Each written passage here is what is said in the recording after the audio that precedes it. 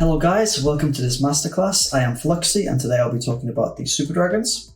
This masterclass will involve a detailed breakdown of the army composition, how and when to use it, as well as some base links for you to try it out yourself. So, why are we doing this masterclass specifically on Super Dragons? In the last update, all of the dragons received a HP buff, quite a significant one, making them much more viable in the current meta. And I think Super Dragons are, in my opinion, the strongest one of the air troops right now.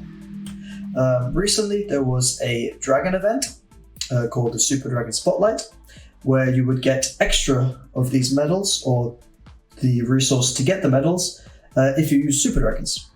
And because of that, we saw many more people using Super Dragons in stuff like Legends League. However, the success rate was not as high as I may have expected because people don't quite know how to use them properly. Also, in the current meta, Root Riders are the strongest troop, but this means that all of the bases in War and Legend League are designed to stop this.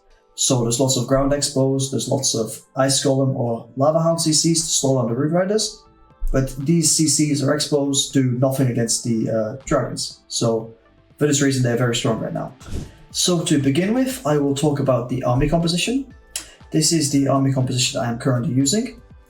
And I guess we can start with the troops themselves. So I have 6 Super Dragons. That's the main part of the army, which is going to get most of the base down. I have 10 balloons. These are to help search for any seeking air mines and to help tank for the slammer when I decide to use the stone slammer. The baby dragon is simply to funnel aside. The wall breaker is to help push your heroes into the base somewhere so they can get more value. And then the archers, giant and barbarian are to help tank either for the RC, you could use the giant before you drop the World Champion, and the archers and giant are usually used to tank for the flame flinger. Because the flame flinger gets so much value, it can outrange every single defense except for the mortars and expos, and one giant or barbarian can tank multiple shots of the mortar and help the thing get lots more value. In terms of the spells, I have 2 rages, 1 in the CC, so 3 rages, a poison, just in case there is an annoying CC or perhaps skeletons on your heroes, 1 skeleton, usually to either tank for the heroes, the king and queen or the world champion, or to tank for the monolith if there's not any multi-infernos nearby. I have 6 freezes, this way you can freeze a lot of buildings together. Currently at Legend League, you'll find lots of these stacked core bases where you can freeze sweepers with spell towers or town hall or key defenses. So the free spells are one of the best value spell you can get. And I've noticed that when people bring 4 rages, they're often raging simply 1 dragon, or the dragons are dying before they actually are able to utilize all the rages. So this is why I think that 6 freezes is the best way and only 3 rages is needed. In the CC, at the moment you can see I have the Blimp, Stone Slammer and Flame Flinger. These are the only sieges I'm bringing. However, when I'm attacking, I'm actually only using 2 of these sieges. I'm using the Stone Slammer and the Flame Flinger. It may seem risky to not use the Blimp, and I guess most beginner players with Super Dragons will use the Blimp, but I highly recommend that you don't use the Blimp because it's one of the easiest things to be baited. So now I will move on to what you should actually look for when using this army. So I would say the main things to look for are the sweepers, the CC, where it's located, the expos, and then the spell towers. And one more thing to mention would be your hero placement. So as soon as the king beats the wall, I drop my queen, and I drop all the dragons. One thing you'll notice is the dragons are really tightly grouped. I don't spread them out much. I want them to be really close, that way I can use my one ability on all of them, as well as all the balloons. And then I can rage so that they spread out and then path nicely. If I spread them out initially, they don't take the buildings down as quick and they can spread out not very nicely. If you put them initially tight, they can then spread out. They have the best use of the one ability, and it's just the easiest way to funnel. The best way to funnel the dragons, of course, you do need something on each side, but in general, it's to use the rage spells on the sides of the dragons. If you were to use the rage spell covering all of the dragons a single time, they go forward and take out the buildings, but then the buildings to the side of them are not taken down. Whereas if you rage the side buildings go down really quickly, which means they have to then converge into the the next line of buildings. So right here, for instance, if you raise the sides, the Wizard Tower Collector goes down, and so does like the Workshop, the Elixir Storage. They go down quickly, slightly before the Lab goes down perhaps. And then all the dragons will then go towards Lab and, more importantly, Cannon Dark Drill. And once they're there, they're set to go to the core. I drop the dragons first, then the balloons. I make sure I save a few balloons. That way I can use the Baby Dragon, some balloons, and the Slammer to take out this section of the base. And then I ward an ability pretty early. It's okay to let your dragons take a bit of damage first. In fact, this is better because you get more value from the Healing Tome.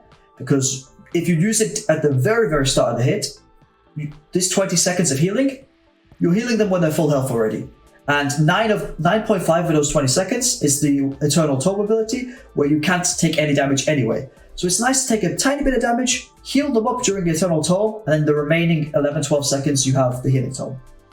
As I said before, I'm going to rage the sides, which means that both sides of the dragons are raged, and sometimes you leave a slight gap in the middle. Here I haven't, because the dragons I've seen are pathing really nicely.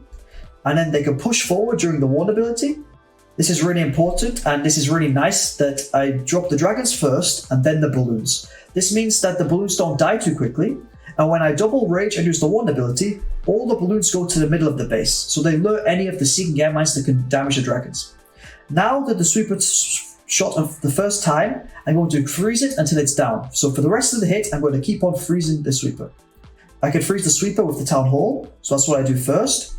I use the king ability early because the enemy queen had aggroed to my king, and I just wanted to get him away from there. If he takes the king queen out quickly, he won't be tempted to hit the wall under the CC. The reason I drop my heroes at 6 o'clock, of course, is that if I drop them at 3 o'clock, they're very likely to lure out the CC, so I want to avoid that at all costs. At 6 o'clock, they go from 6 to 9 and they never lure the CC. Then the next freeze, I make sure I freeze the Sweeper, Town Hall, and Scatter.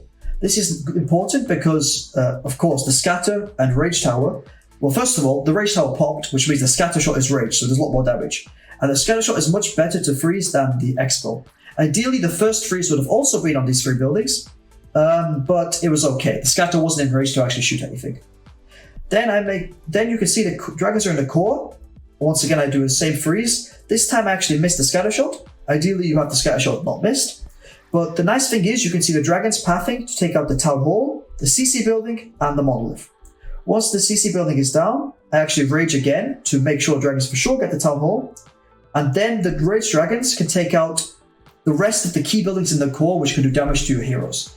So it's much better to rage the dragons here to take out the double cannon, Inferno Tower, and Expo, which does much more damage to your heroes than, for instance, the Scatter Shot. The rage dragons do really well. I even invest a freeze so that this dragon can take out the Scatter Shot, and a lot of the dragons are still alive. The World Champion was used here simply to speed up, to be honest.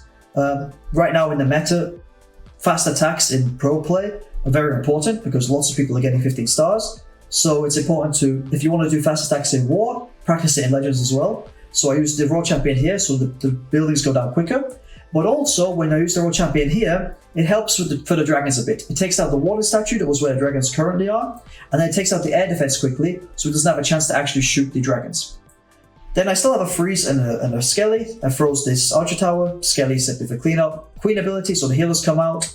World Champion ability can be used. And this base was crushed. So thank you very much for watching, and I hope you enjoyed.